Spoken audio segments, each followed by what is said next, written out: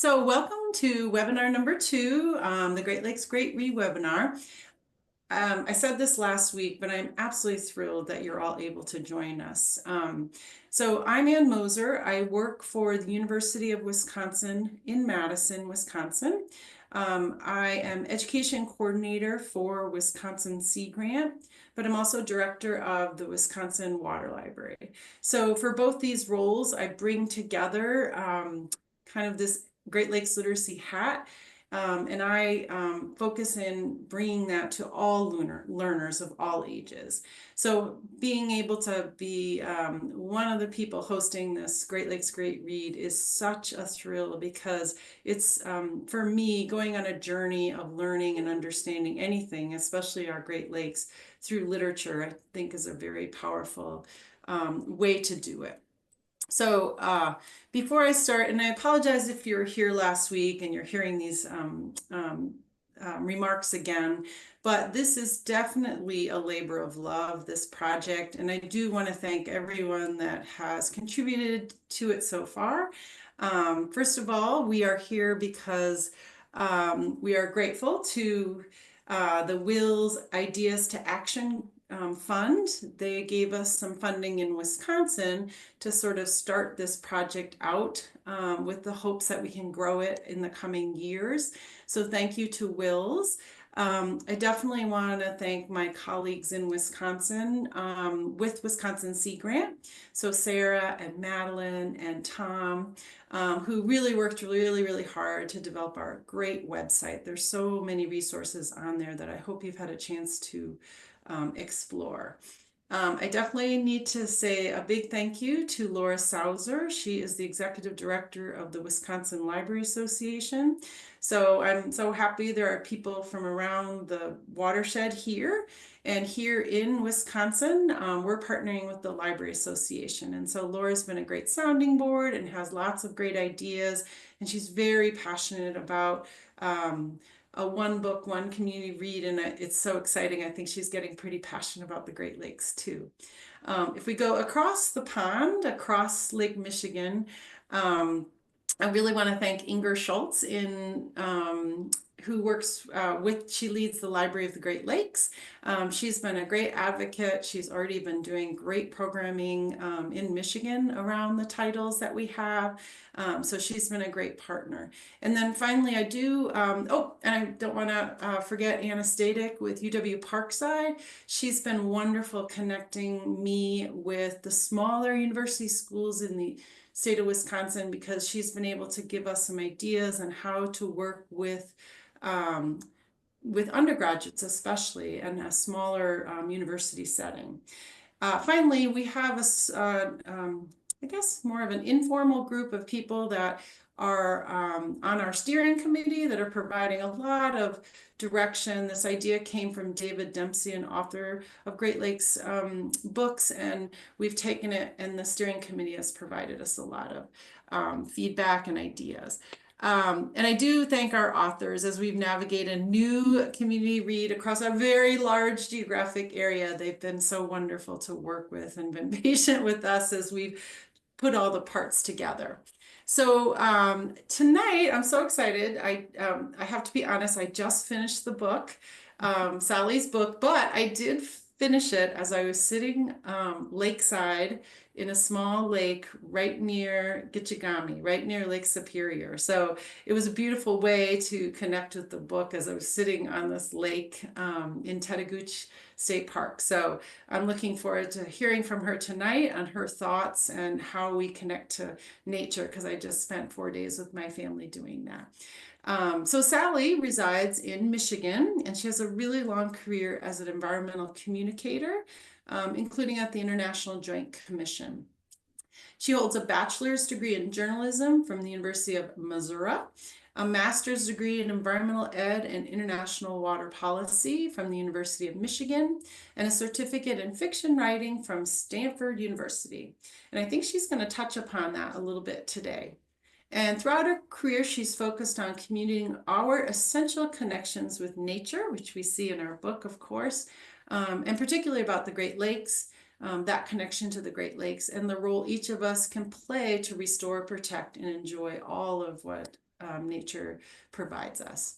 So, yeah, so I am going to now turn it over to Laura. I'm going to mute myself and I'm sorry, sir, turn it over to Sally, and I'll mute myself. And please, I've invited Sally to make some remarks and to give sort of an introduction to herself, her writing, and the Great Lakes. So, Sally, I guess you take it over.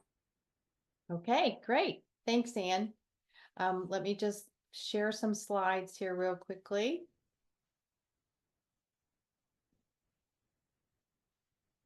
Okay, hopefully everybody can see those now. I wanted to start real quickly. Thank you everyone who's here, and thank you, Anne, for this opportunity. This whole Great Lakes Great Read thing is such a great opportunity and such a wonderful celebration of the lakes. It's just it's a real joy to be part of it. So I thought we'd jump in real quickly and talk about the first reason why we're here, which is our precious Great Lakes. We are so fortunate to live in a region where there are immense value and size to both Canada and the United States are hard to imagine, even for those of us who live in the region. I'm sure all of you already know this, but the Great Lakes hold 20% of the Earth's fresh surface water, or 6 quadrillion gallons. They cover a total area of 95,160 square miles. And with the St. Lawrence River, they span almost half of the North American continent. The watershed is one of the world's most diverse, with 3,500 species of plants and wildlife and more than 250 species of fish. Up to 40 million residents draw their drinking water from the Great Lakes, and food from 37% of the watershed that's devoted to agriculture. You also know that the Great Lakes and their natural resources have provided the basis for the economies of both countries for centuries, from the early ventures in logging, mining, and commercial fishing to today's fast shipping, manufacturing, agricultural, and tourism industries. In fact, if the 8 states and 2 Canadian provinces surrounding the Great Lakes were a separate country, its economy would be the 3rd largest in the world by gross domestic product. That statistics always shocks me, that we're right after the United States and China. It just is amazing. So when you think about it from virtually every perspective, social, economic, recreational, environmental, and aesthetic, it's impossible to overstate the vital link between the health of the lakes and the species that live in and around them, including the overall health of the region's people. So I've spent the majority of my career, as Anne said, as a journalist, then in Great Lakes and environmental communications and policy, relaying those statistics to everyone who will listen and sharing the science, policies, and actions that will ensure our Great Lakes ecosystem is restored and protected, including the latest information about how climate change is affecting the lakes. We all, of course, have watched in horror with Helene and all of the damage it's done for the southeastern United States. And yet I look at these statistics of what I get from NOAA every quarter to see that the surface water temperature in Lake Superior is still well above normal despite normal air temperatures. It's actually one of the fastest warming lakes in the world.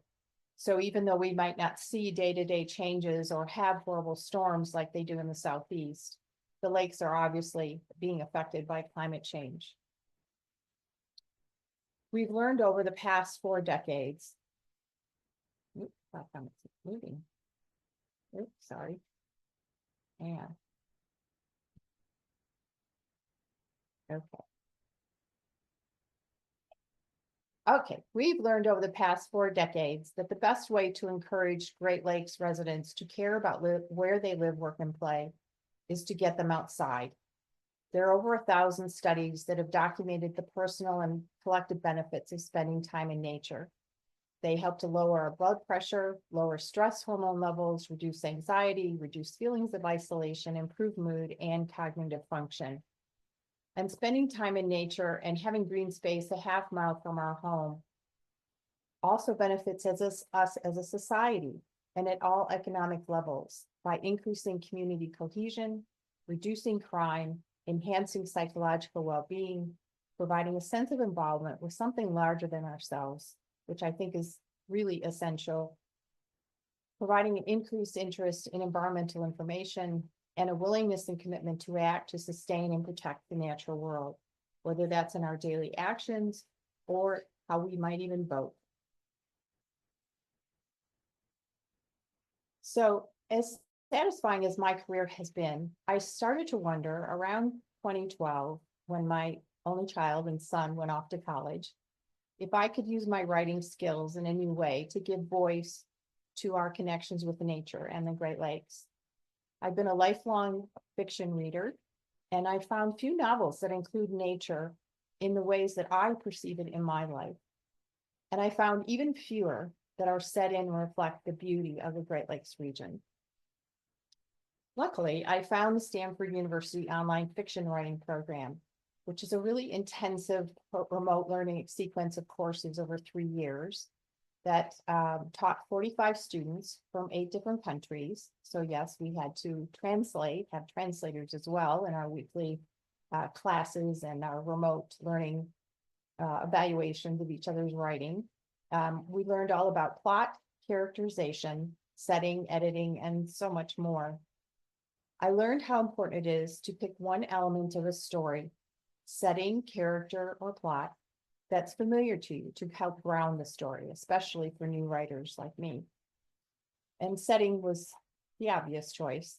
I thought of all the people in our region who are tightly connected to nature through their family cottages. And so I chose that setting in order to write a story where nature is as much a character as the people in it, and to inspire readers to remember and reconnect with the places that they hold dear. But where in this entire region to set the story? Well, I've been incredibly fortunate to have spent a lot of time along the north shore of Lake Huron and the immense beauty of the Canadian Shield. To me, this largest mass of Precambrian rock, the largest on Earth, gives the land surrounding the northern Great Lakes so much of its character. The exposed rocks and cliffs remind us of the immense glaciers that created the lakes, and every stand of granite, quartz, and pudding stones have their own personality. My experiences in this region led me to create the story setting, an island of rock on an inland lake, near Lake Huron, to serve as a microcosm of the geology, flora, and fauna of the Great Lakes region as a whole. I love this map because a local Ojibwe person in Windsor, Ontario, where I worked for so many years, created this drawing of this Lake Wiwikobe, which is not a real lake, but she did a wonderful job of trying to present all the different points and places in the story. So hopefully the story immerses readers in the beauty, breadth, and personalities of the lake and island, using all of your senses. So you can see, smell, touch, and taste the fresh air and water, the fragrant wildflowers, the ferns, and perhaps you even taste their slight tang. You can hear the water as it spills over rocks or crashes in angry waves, and watch other animals living their unique lives next to your own. I spent a lot of time in the Stanford semester on characterization on setting, much to my professor's surprise, and then on the human characters to drive the story's plot and themes. I created a 3-generation family with deep bonds to each other and to the lake and island, as well as a community of other summer residents and permanent families on the lake. The story is told in close third person through Beth, the youngest child in the family. In my work, I've had the good fortune to work with members of several U.S. tribes and Canadian First Nations, and to learn about Ojibwe or Anishinabe's cultural and spiritual philosophy that's so deeply connected with nature. Because of these traditions and because they have lived in this region of Lake Huron for centuries, I couldn't imagine writing this book without including them as characters. And this also provided the opportunity to contrast their culture, including some of their elder members' philosophies and beliefs, with the Anglo-Saxon culture and perspectives of Beth's family, who originates originally from Wales. And most important was defining each character in terms of her or his innate connection with nature. How would that connection drive their thoughts, their motivations and actions throughout the story, as well as their perspectives with each other? And for any of you who have read the book, you can see obviously at one end is the Ojibwa, and then Ben, who's a close relative, actually the brother of one of the spouses of the Chief Akeem, the chief of the local tribe or First Nation. And then all the way over to Kate, which is the mother in the story. And she grew up not in surrounded by nature. And so her perspective and values are very different from folks at the other end. These elements provided plenty of opportunities for complex dynamics between them, which came out clearly as I wrote 10 to 15 pages for each main character and 8 to 10 for the secondary characters to ensure that they each had a clear identity and a plot trajectory that made sense for each of them. Beyond a rough story outline, however, Beth and the other characters took over the story early in the writing process. That was an exhilarating yet a really uncomfortable situation. It took a while to get used to after my many years, especially of factually based writing. And this just shows a quick example. One of our Stanford assignments was to sit quietly somewhere very quiet and do a free writing exercise where the letter starts, "Dear Sally, there's something you don't know about me." So I went to my local library, closed my eyes, and wrote for 11 hours. And I remember the odd sensation and letting these words just spill out on the screen. And I can tell you very honestly that Beth's letter was the only one that I understood. This kept happening as I kept going, writing the story itself. And it was based on the Stanford program. They would give different assignments to us, and I would choose a scene that I thought would meet that assignment. And that was how I got through the first draft of the book during the Stanford program. And every time I focused on listening rather than trying to control the narrative, the story deepened and the characters deepened. And many surprises came out that even I didn't know were going to happen. And eventually I learned to really think of those scenes as puzzle pieces. And so by a certain point, several drafts after I was done with the Stanford program, I was able to see them as a puzzle that created a united story. And that was when I let myself read those letters again. And I was amazed how much the story had become true to each of the characters' original messages. For the plot, as I said, I focused most on what happens when these characters, part of their lives, their connections with each other, with nature, and with their special place, are taken from them. What are the consequences of not being part of a place in nature that they hold dear, somewhere that's truly a part of their souls and the sense of who they are? As each character truly, I believe, acts with the best of intentions in this story, but they result in the worst of outcomes, they're each forced to respond according to her or his own sense of self, their own sense of love and fears, of who and what they are choosing to be loyal to, and how much each character comes of age over the course of the story, no matter their biological age. Will she or he discover what is most valuable to them personally? As I say, it took 3 years of the Stanford program for me to finish the first draft of The Best Part of Us. And it took 2 more years, a lot more research, and 11 more drafts, particularly of the ending, for me and my beta readers to feel comfortable sending this out for consideration to publishers. And I'll explain, beta readers are, you can have as many as you want. I started out with probably about 15, and they're a combination of maybe some close friends who knew me my entire life, knew my professional career. They might have been Stanford professors or some of my fellow classmates. They were also Ojibwe people that I had worked with through my profession And I wanted very much to make sure I wasn't, I was representing their culture and their characters well. I didn't want to appropriate their whole culture, but I wanted to make sure that they were part of the story. So those beta readers, as I said, really worked through several sequences. I think I had probably 5 or 6 by the end. And it took 11 drafts of the end before everybody, including me, felt comfortable with the ending, and that each character had trajectory, had reached where it needed to be, and also that there was clarity as to why and how everything had happened and how everybody had chosen what they were going to be loyal to. So since the book has been published, sorry, wrong direction. Oh, okay. Let me go back.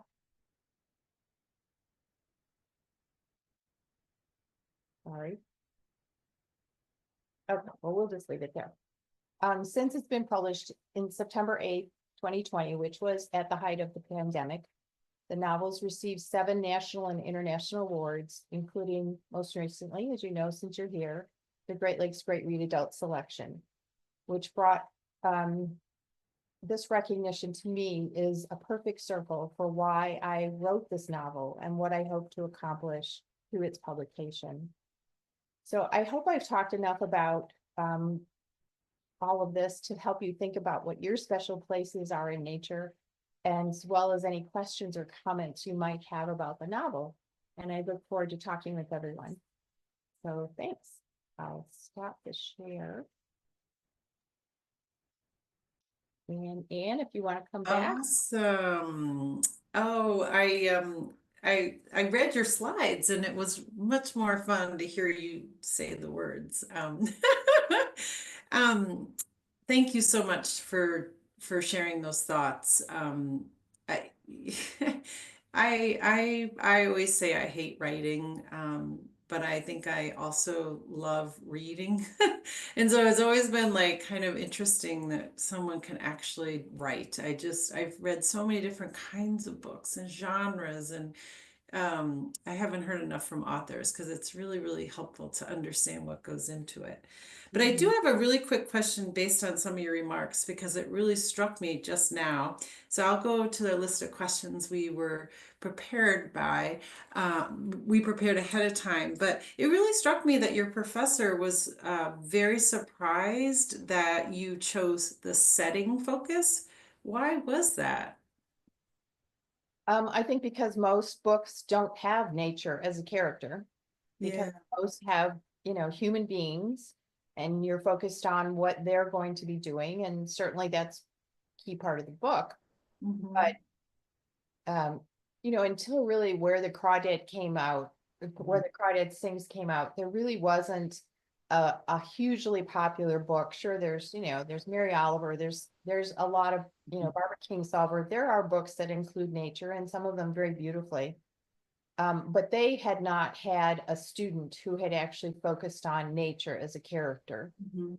And so they kept looking at my, answers in my assignments and saying, okay, I'd never thought of this way before. And a lot of my students, as they were providing their comments, were, well, how about, I know when I'm in this nature, in this forest, I see this, or I smell this, or so it was really fun to see the responses that I got from my professors and fellow students. Oh, that's great. Um, yeah, I mean, for a project like this, it makes perfect sense. But I guess in general, when people don't think as deeply about a particular thing for their work, perhaps. So that's really interesting. Ms. Carter posed a question here in the Q&A that I'll raise first before we go to some other questions. Can you talk a little bit about how you chose the place names and family names in the book? That's a wonderful question. Place Splendid. names and family names. Okay. Um, well, I came up with the Lake Wigwacoby because in Ojibwe that means water of the land of many birches. Mm, So the white birches and everything that populate that whole region to me are so beautiful, such wonderful contrast. Hopefully not all of the beavers are taking them down at this point, but that's always been a beautiful part for me. I did a lot of research and I checked with a lot of my Ojibwe friends and beta readers to reflect the spellings and typical type of names. I also like Amik, as it says in the book, it translates. And so I was trying to find names that I felt really reflected the characters that I want, the characteristics of those people. Um, I also chose Lindy because that means Lady of the Lake. Mm. And so in Welsh. And otherwise I played with names as far as the actual family and what felt right. Uh, and part of it too was just what was easy to type. That's silly, but yeah, Beth's a pretty easy name for me to type. So yeah. And, Welsh culture isn't real common. Is that part of your heritage? Is that where that came from? No, I was trying to figure out where the grandparents should come from. And Mhm. as I did my research, I thought, okay, we all learned about all of the major European countries. We learned about England, where's something. And I was really intrigued with Wales because it is a small faction of a larger empire, Mhm. so to speak, much as Native Americans, Indigenous are part of the North American continent and certainly subsumed by the rest of us. And I like that many of their holidays and traditions are connected with nature. Yeah. Like their Lammas Day tradition for first harvest, their poetry, their music is so strong about nature. Um, and I guess I just like the feel of the culture, that it's Mhm. very kind, thoughtful Mhm. kind of perspective. I have some people that um, helped me that I knew in Wales and that I Mhm. had met. And so I didn't know them well, but they were happy to actually work with me a little bit as far as some of the history and culture, just to make sure I represented that carefully. Oh, sure, yeah. Oh, interesting. I just assumed, I think when you're a reader, you assume a lot of things about things being, because you said in the past that you didn't write this in. There's no autobiographical elements except that your connection to a place, Yeah. lakesides, things like that. So that's interesting. I just assumed you were, I was like, wow, she's Welsh. Thank you, Ms. Carter, M. Carter. I appreciate the question. If anybody else has any questions, please. I have questions, but I'd much rather hear from all of you with your questions. I'm going to start with the basic of you mentioned this a little bit, but talk about the significance of the title. And were there other titles you had considered as you were putting things together? Yeah. Yes. Actually, I had a title, might sound kind of strange now, but I originally titled this Come About Home, and my publisher hated it. I think, I'm a sailor, so I know what that means. Hmm. She didn't have a clue.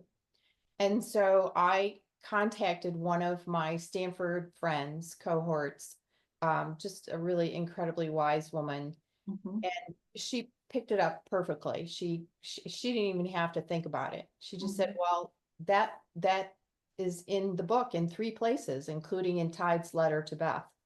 Yeah. Yeah.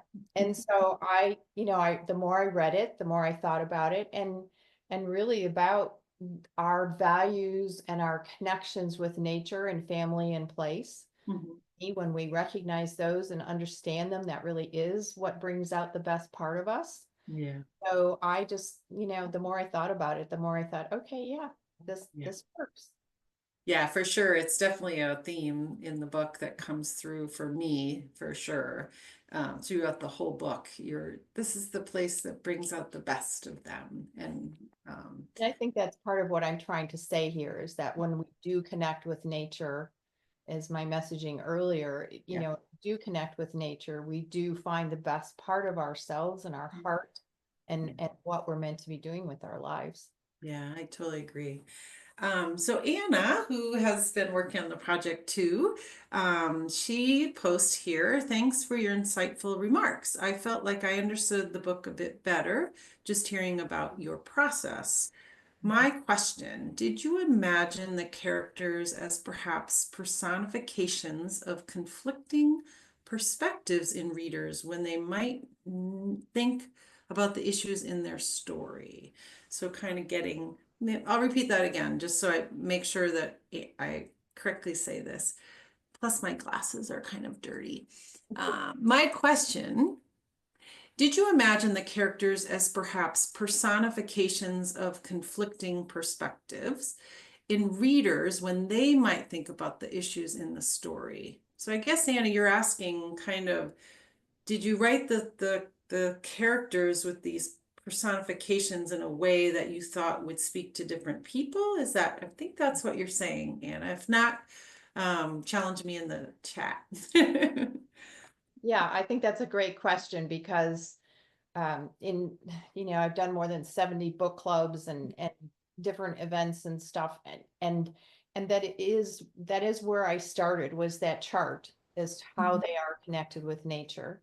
And if you look at someone like Kate, Mhm, I was in a book club a week ago up in the UP, and I'll be honest, Kate came from, as my son was growing up, I met and saw a lot of helicopter moms. mhm, And that's not, I'm not saying there's anything wrong with that. But for someone like Kate, who doesn't have much experience in nature, and so it's not her comfortable place, mhm, that is, I guess you could say, it's kind of personification of someone like that. And mhm, how does that play out in her values and how she interacts with other people, and how she reacts to different situations. And certainly Tide, the grandfather, that, or Chief Akin, they're meant to pass on their elder wisdom, their sense of tradition, their sense of what they value, and you know how they respond to that. Certainly with Tide, he responds with a lot of fear, but mhm. he responds with fear because of the intense love that he holds for that place and for his family. Yeah. So yeah, they are kind of personifications, I think you'd say, but they're also, I hope, unique enough individually, Mhm, that how they interact with each other is a different sense of loyalty to themselves and to nature, mhm, according to that chart. mhm. Yeah, I love the grandfather actually. Something about his reactions just rang true to me. And I think your point about him being fearful is really, really true. And Kate too, was she fearful? Yes, I would say so, in my opinion. I think Hyde, by the end, even though he's the oldest character, he had as much coming of age to me Yeah, as did yeah, Beth, Dylan, or Megan, the yeah. main characters, because, he recognized how his fear got in the way, Yes. and he felt horrible about it and what he had cost himself and his family. Yeah. And where versus Kate, she responded with anger. Hmm. And so, we all respond, our fears drive us to respond in different ways. Yeah. Hmm. Yeah.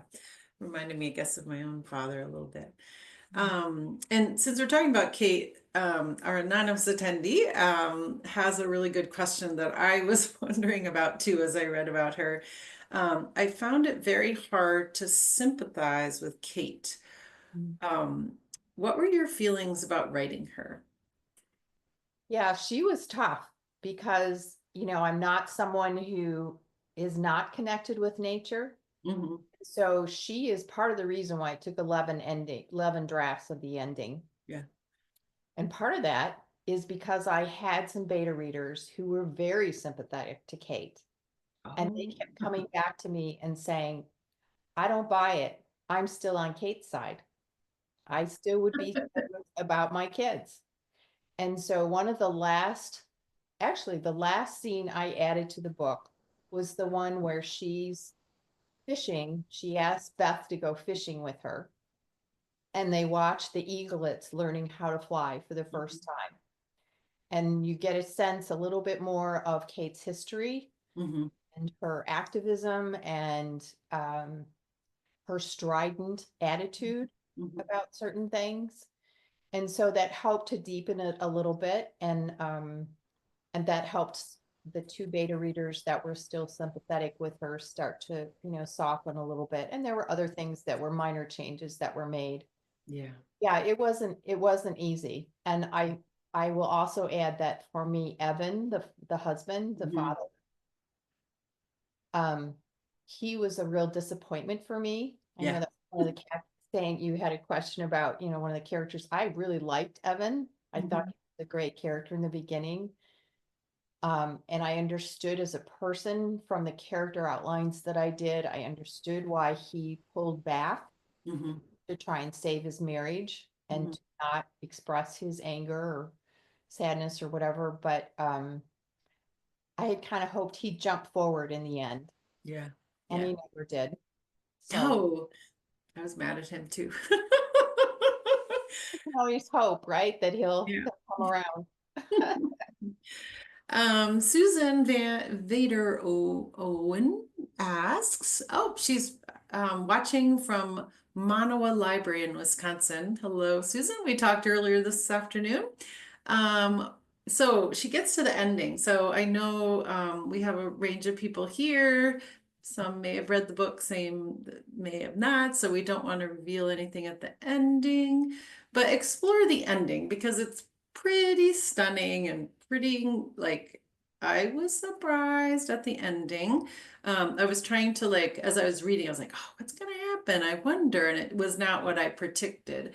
So just discuss like did you come up with some other alternatives? You said mentioned that you're beta readers and you thought a lot about the ending. Can you just talk a little bit just in different terms about the ending? Sure. I'll try and keep it as general as I can. Yeah, no spoilers. Yeah. I did I want to say there were probably three different endings. And Mhm. it ended up that this one is the one that was, as you say, the most stunning, Mhm. but it made the most sense for the characters Mhm.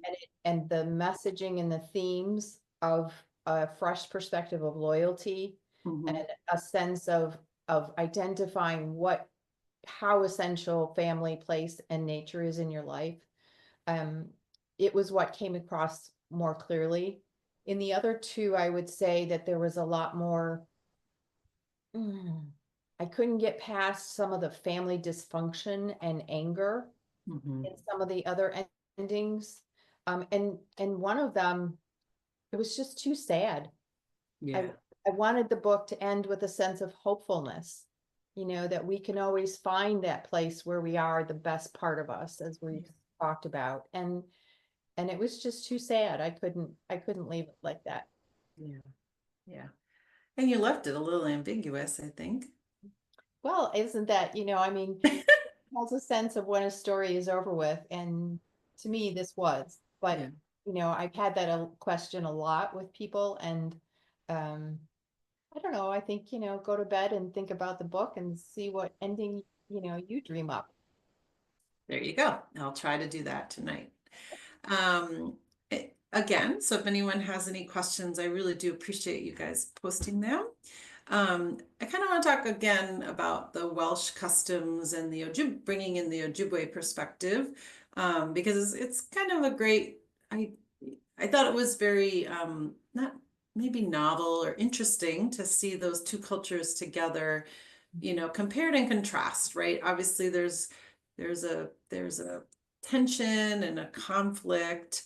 But they have a lot of similarities too, which was interesting to me. I don't know much. I'm Irish, very Irish heritage, so I always think of the Isles of that area, kind of similar, but not totally. I mean, the Welsh definitely have different things than I would with my background. But they have some similarities thinking about gods and then how humans interact with nature. Um, so, um, so those two things struck me. And in your developing of all this, thinking about those two cultures, You focused on the gods, you focused on nature. Were there any other similarities that were, or really big differences that you kind of framed your writing around? Um, yeah, so Yeah. Um, I thought that was an interesting part of the book, actually. It's oh, like, good, good. oh, I think that the sense that I got from reading about the Welsh is the sense of family mhm, or clan, you would mhm, say, much similar to indigenous tribes or First Nations, that mhm, there is a real sense of a clanship, and it can go spread out, multiple cousins and whatever. mhm, And the respect for nature certainly is a similarity. I think the difference to me is in the characters themselves when you look at the indigenous perspective and Ben, particularly, and how he taught Dylan and Beth about nature and how we are part of nature. I think that was a lot of what he was trying to portray, similar to indigenous philosophy. mhm. The grandparents, especially tied, he really had more of a true patrician sort of, Yeah. Anglo-Saxon perspective. He wanted to build the trails to get to top of Lindy's Peaks. He wanted, Mhm, yes, he loved the island, but how often did he actually go up and walk in it even? mhm, Go mhm, out and fish, yes, in the morning, but did he swim? Did he sail? Did he mhm, spend the majority of his time in nature? Not really. So it's a different perspective of being part of it versus mhm, being in it. mhm, That sort of thing, I guess, I think was a real difference to me in how mhm. characters live their lives. Perhaps thinking like um, a more traditional way of we are guests on the earth, and maybe the Welsh perhaps taking that might be a more, and I don't want to speak for a traditional approach, but through my work with Madagindan and some other things, I'm learning about the caretaking role that Native people have always had, that, that we, in the Anglo-Saxon world, the colonizers, the people that came here have not been as good at. And the Welsh are more about coming and it's my place and I own this place where it's our collective earth. So those are kind of interesting ways to think about it. Oh, I had a great question related to that, but I kind of Well, I thinking, think it goes along with the whole idea of, can anyone really own a piece of nature? yeah, yeah. And and that really is, if the characters had thought about that from the very beginning, Mhm. uh, would any of this actually have even happened? Yeah. I remember what I was going to say. I Mhm. was reading and I remember, was it somebody, somebody said, oh, Dylan, he's not Dylan, Ben, he's not a good guy as you think he is. But you never told us what that was exactly. I was like, oh, what's good and bad about that? I was like, wait a second. Define that. Am I supposed to create that in my own mind? So, Because he had a role at the end that I thought was pretty wonderful. So anyway, yeah, I think, um, to me, it was kind of raising the demons that he obviously had with his wife being shot. yeah, That, everybody has demons, everyone has struggles that they're going through. And I think it was kind of trying to reflect that rather than having Beth always think of Ben as this, right, amazing, nature god kind of yeah, guy. He's a yeah, human being. right, right. I noted it. So we asked you last week who is your favorite character? This week I want to ask you who is your least favorite character? Can you pick one? Yeah, I said earlier Kate, but I do think that I think she has potential, Hmm. especially with her love for her grandchildren, Megan's kids especially. Um, I don't know that there's anyone. Yeah, I think they all had a certain value to me. I think she was the one most difficult to write, for sure. Yeah, yeah, But I wouldn't say I disliked her. yeah, yeah. She's just very foreign to me. You'd think as a mom, I would remember the most favorite question is not a good one because, when you used to ask your kid, what was your favorite part of your day? And the kids would be like, I loved everything. And then your mom would be like, anyway, that's my not learning from um, my own learning. Um, so I really like this question. Laura framed this for us. Last week you talked a bit about the shift from being a journalist, writing fact, and you mentioned your presentation too, you writing facts, Mhm, sharing science, as a professional. And then all of a sudden you're like in the world of fiction, which is really, really different.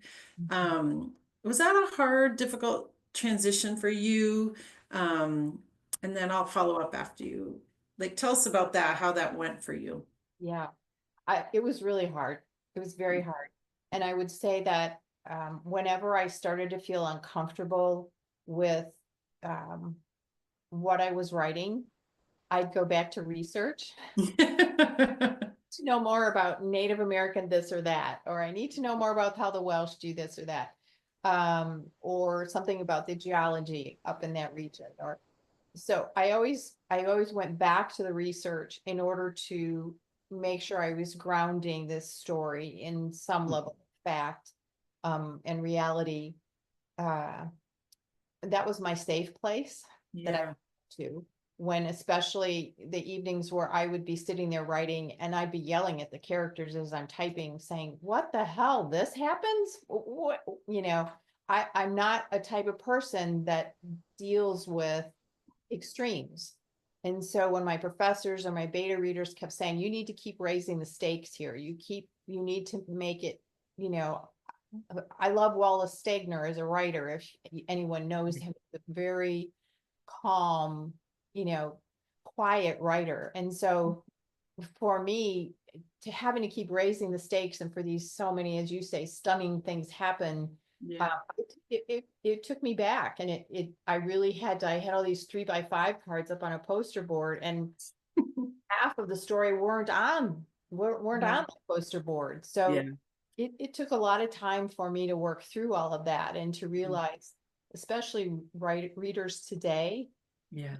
need a plot that keeps them engaged Mhm. much more than writers 50 years ago.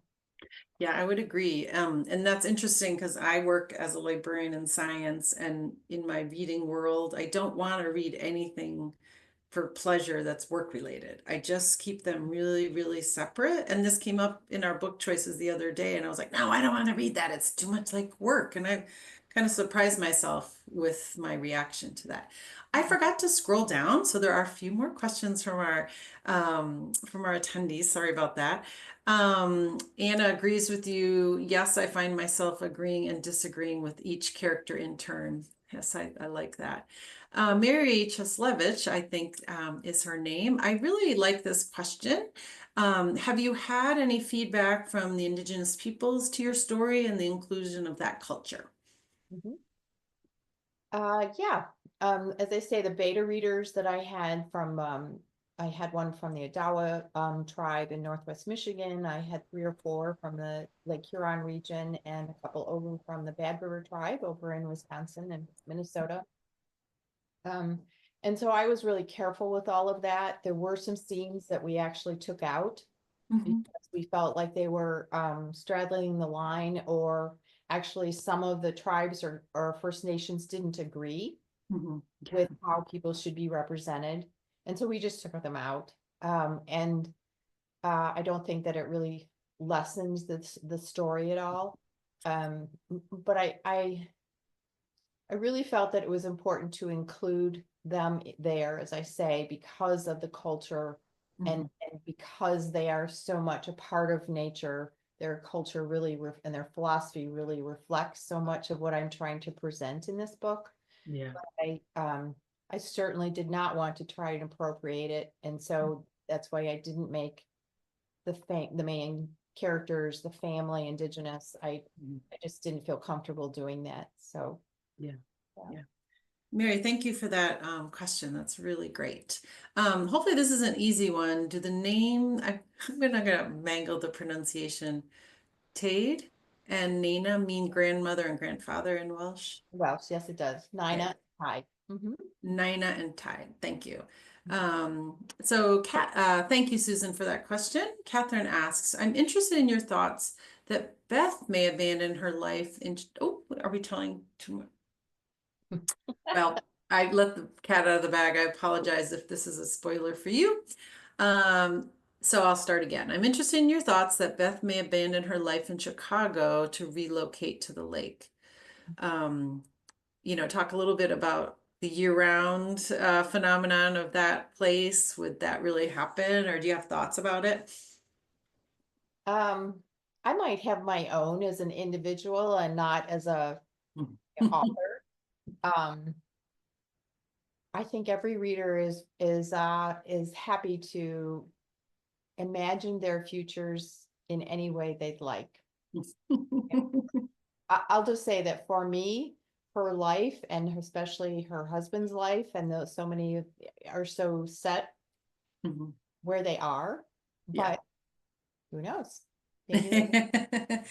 That's the way you end a book for a reader who's like, wants to know more. So Anna asks, do you plan on writing any more nature-specific fiction? And I think we kind of talked about this a little bit last week, but we have a lot of new people tonight. And if so, yes or no, have you come up with a setting if you have? Well, any setting of any story I would write would be in the Great Lakes somewhere. So all suggestions are welcome. I do have a new story kind of playing in my head. I really, to be honest, have just been enjoying the ride, so to speak, Mhm. with this. I'm not a big marketer, so a lot of it's been word of mouth and it's been fun and I feel like the message of this book is still worth telling. And I guess I'm still kind of gelling in my mind what would be the next message or themes that I would want to present in a new way. But I can't imagine not writing a book where nature is a prominent part of the theme and the messages. Yeah, yeah. It comes through in your remarks too. You can really tell your passion and it's 5 more minutes, and I'm gonna finish this with this question because I kind of want to know what the answer is. I think we covered most. Sorry, we haven't quite gotten to all the questions, but almost all of them. I really do appreciate the questions. So what was most surprising? What's the most surprising thing you learned while writing the book? So you can talk about yourself, about anything, whatever really surprised you. Um,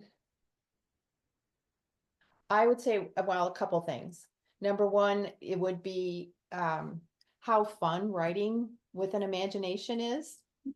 Uh, I always was so based in factual writing. I had done some memoir writing, but I really had never written true fiction and, just straight from my imagination. And I spent a lot of time reading some really outrageous short stories that, I don't think I've ever shown anyone else most of them because they're just so outrageous and stupid. But, it's just to get your imagination going. I would say it was a lot more fun than I expected. Um, and the other part would be not so good. The publishing world is changing very quickly. Yeah. And I realized that I'm not someone who is particularly comfortable with all the marketing and everything that authors are required to do these days. And so it's a changing world. And with all of the smaller publishing groups being bought out Yeah. by the big five, there's a lot of pressures. I was at a writers conference in on Kauai, and Kristen Hanna was saying that she has to write a book every year for her publisher to keep her contract for her because they require her to make money for them, right? And think about the years that it takes someone to write a book, and you're buying it for what, at the most $25. That's, you got to sell a lot of books to make a profit. And that part of it is irrelevant to me. It's about the story. But that's a lot of pressure that some of these authors feel. And so I have some sympathy for some of the big name authors and what they may get a lot of support from their publisher group, but a lot more than I would get, but they also pay a big price. So it's a tough market. Yeah, I imagine. Yeah, I can't imagine that must be really hard. So we're just about on 7 o'clock. First of all, Sally, thank you so much for sharing all your thoughts. And what a pleasure to talk to an author, especially when you just finished the book. It's just kind of making my mind all those connections going on again. So I really appreciate you sharing all your knowledge and your experiences about this. It's really a gift to all of us. So we have, oh, before we move on from Sally, if you look on the Great Lakes Great Read website, greatlakesgreatread.org, there's tons of resources there, including activities that you can do with Sally's book in your library, with your organization, with your book club. Please check them out. There's more facts and figures if you want to learn more about the Great Lakes. And then Sally has posted on the website. She's willing to talk to book clubs and she's put her contact information in there. So please go ahead and contact her. And I also would ask that if you do some sort of Great Lakes Great Read event, please go to the website. We have a couple evaluation forms.